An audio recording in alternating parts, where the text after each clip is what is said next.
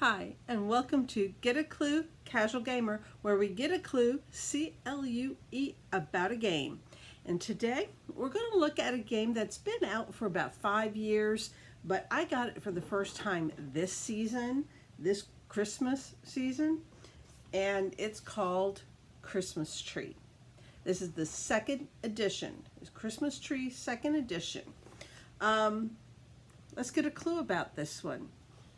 First of all, C for components. What are you going to find when you open this box? You're going to find the rule book, and you're going to find a lot of cards. Let me pull out my Cliff Notes here so that I call them the right thing. We have ornament cards and objective cards. The objective cards can look like something like this. In the you also have some cards that are called the Linzer cookies cards, and then you have a lot of ornament cards, and they can be something like different shapes and colors of ornaments, or candy, or gingerbread men. And also, a little side note that some of them, if you put them together next to each other, they will have a little shared bulb. It'll be on, they'll be sitting like this, but if you have another one that fits, but anyway, so you have all those cards.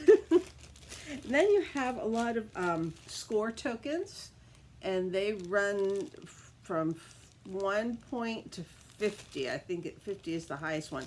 Those are made of sturdy cardstock and good. These are not real sturdy, but unless you play it a lot, if you only played the Christmas season, okay. It is a game that would be fun to play year-round, but just giving you a heads up. The cards are just a basic card thickness and such. Okay, and then the most important part, your board. Each person, and it plays up to 2 to 4 players. Each person will be getting a 3-piece puzzle that when put together makes their own, I got rubber bands on them so I'm not putting them together, makes their own Christmas tree with the grid to put these cards on to decorate your tree, because that's what you're doing in the game. You're decorating your tree in a way that will give you the most points. Yeah. So anyway, those are the components. That's all you're going to find inside this box. Oh, by the way, the tree things, they are, this is 4 of them, but you can see they're a good thickness of chipboard. They're a good thickness. They're a good sturdiness. Okay, so then, oh my, I didn't even look. Length of play. This is one of those companies. Here we go. They say 30 minutes. When I played it, let me think. Yeah, about 30 minutes, maybe 45 if you're teaching and learning it. But once everyone knows the game, 30 minutes is easy. It's an easy thing. Yes, once you get into the rhythm of it.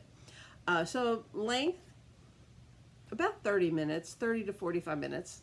U for uniqueness. Does this remind me of any other game? Well, it's a tile-laying game. In fact, let me read you all 4 mechanisms that are listed on Board Game Geek. It's an open, these are all the nice technical gaming terms. It's open drafting, set collection, simultaneous action selection, and tile placement. Now, I will tell you that I love tile placement games, and that's when I first played this, it was like, because I had seen this on my radar, and I mentioned it last year when I was doing my Christmas list last year. I mentioned that this was on my radar, but I didn't want to buy it. I'll tell you later why. But then finally I got a chance to play it this year, and so I decided that yes, it is the kind of game that I really enjoy. I really like tile placement games, so it was fun. I was like, okay, I'll break down and I want to get this one now, finally. It's not like I didn't get any other games this year. So anyway, so for Uniqueness, it's a tile laying game. Almost anything. Of course, you know, the most well-known older tile placement games would include things as traditionally like dominoes and Go, and oh, there was another one that came to my mind, but I can't remember. Othello, you know, those kind of games. Those are the you're placing a tile and you're trying to score the most by where you place it. So it reminds me of that. The set collection, oh my goodness, please, you know, set collection in Rummy and, you know, poker. It's like, yeah, we know what set collection is. We collecting sets. Phase 10, collecting sets. Okay, so things like that. So Uniqueness, it's not so out of the norm. Now, the one part that might be the most unusual, if all you've ever played are mass market games, the games that you could always, you grew up on, would be the open drafting, especially the open drafting part. The first time you do that, it's kind of like, what? But games, if you've ever played Sushi Go, that's an open drafting game. You have a set of cards, you pick one and you pass the rest, and then you get from your other direction the ones they're passing you, and you pick one and you pass the rest, and you do this little round robin of this. That is basically an open drafting. You're seeing what you're going and you pick one out. You know, like I say, Sushi Go is an open drafting. A game that I haven't had a lot of chance to play. It's up over on the far side over here somewhere. It's called Thieves' Den, which was the first time I ever played an open drafting, and I was there like, what do you mean I passed the rest of my cards? It was like learning experience. But anyway, so Uniqueness, those are the kind of concepts that are here. Nothing crazy out of the ordinary, so it can be very familiar in ways. And of course, getting these little chips for points would be reminiscent of getting money from Monopoly. You know, it's got a lot of different aspects that you would know from other games. And then we get to E for ease. How easy is it to learn, teach, play? How easy is it to find? How easy is it on your pocketbook? Learn, teach, play. Okay, always go to the rule book and see what it looks like. Okay, so this is the front page are the components, what's in the box. And then we have a normal game. A normal game is considered 3 to 4 players. And so you have the instructions for 3 to 4 players. I got scam calling. They call like 8 times a day. It drives me nuts. Anyway, so you get the setup, the gameplay, and then, you know, it's like, how do you choose your card? They give you ideas and reasoning behind what you're going to do. And then they give you examples. And then there's an advanced game. Once you got it down good and you want to step it up a little, there's an advanced version. And then the 2-player version, if there's only 2 of you playing, a couple little changes, not much. And then back here it gives you examples of scoring, nice picture, and then tips, credits, and pictures of what all the different cards might look like. That's it. It really is an easy game to pick up. You learn, teach, play. If you want, you go watch a video and before you look at the rules. That's what I usually do. If I don't have someone to teach me, I'll go see if there's somebody showing us online how to play it. And even if I don't totally understand everything they talk about, once I watch that and then I go to the book, it makes it much more easy to learn, teach, and play. How easy is it to find? Oh my goodness, not. And I almost didn't do this video, but I know that it's probably so difficult to find it right now because we're in the Christmas season. We're in that holiday season, and it looks like most regular places are out of stock. But I wanted you to know about it so that as soon as you see it in stock, you can choose to get it right away. You know what it's all about. There is one place I found. It's like Amazon doesn't, at least right now, this afternoon, Amazon doesn't have it. Game Nerds doesn't have it. Miniature Market is out of stock.